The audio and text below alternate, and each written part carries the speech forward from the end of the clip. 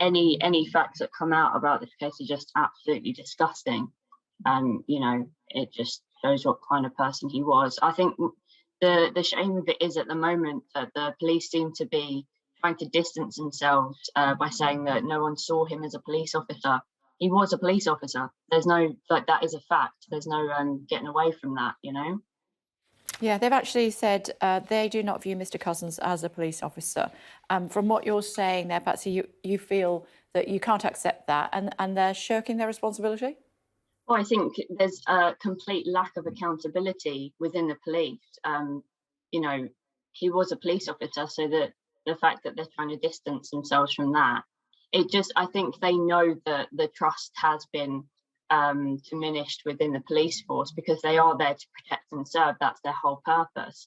And they're not protecting women and girls at all. They're actually doing quite the opposite. And at the moment, we've got the policing bill is going forward, which only gives them more powers, which I don't understand why this is still going through, So what do you want the police to do to try to make people like you and so many other people that took part in that demonstration back in March, or the vigil, let's say, back in March?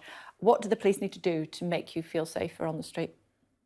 There needs to be a whole, the first thing is accountability. The first thing is them holding their hands up and saying, you know what, this happened because of the way our force is. And because within the Met Police, they have racism, they have sexism, they have misogyny. You hear about it all the time. I've spoken to ex-police officers who have left the force because of those reasons. I'm disappointed in Cressida Dick because she is a woman, but just because she's a woman doesn't mean that she's going to stop misogyny within the force. She can be misogynistic herself, even as a woman. And when you're in that system yourself, a lot of people that work in that system have to become this one with their peers and sort of have traits that can be misogynistic just to get along with their colleagues even. Is she the right person for the job?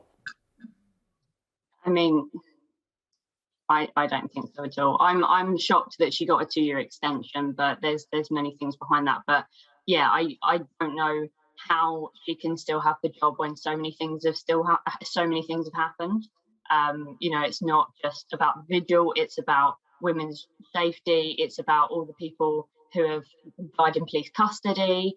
There's so many issues within the Met Police at the moment that I feel like at every point they are just ignoring people who have concerns, and that's why they're diminishing the trust themselves. They're doing this themselves. They had as many checks and balances in place as possible. That's what we're hearing from the government minister this morning.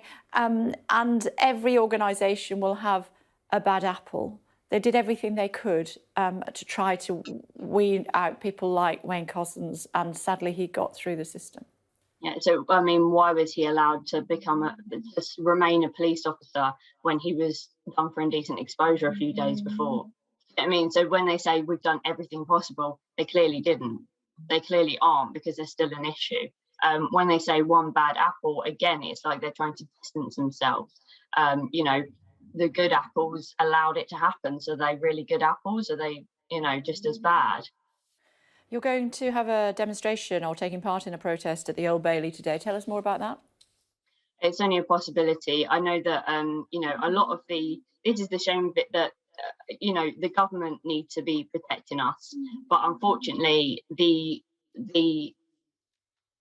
responsibility always comes down to communities and organisations and activists that I've now seen and worked with, and they are tirelessly trying to fight against violence, against male violence against women and girls, and they are doing everything in their power. And I think if they had, the same amount of power as the government did, we might actually see some change. That's why we do protests. That's why people stand up for human rights every single day. And unfortunately as well, you don't always see about it on the news. I didn't know about half of this stuff before the vigil happened. I was, just a student at university. I'd only ever been to one protest in my life, which is a Black Lives Matter protest. But I'd never seen sort of what happens in activism, and now I've seen it. I think the women that are doing this work are absolutely incredible. They really are fighting for everyone's rights, and they don't get any recognition for it.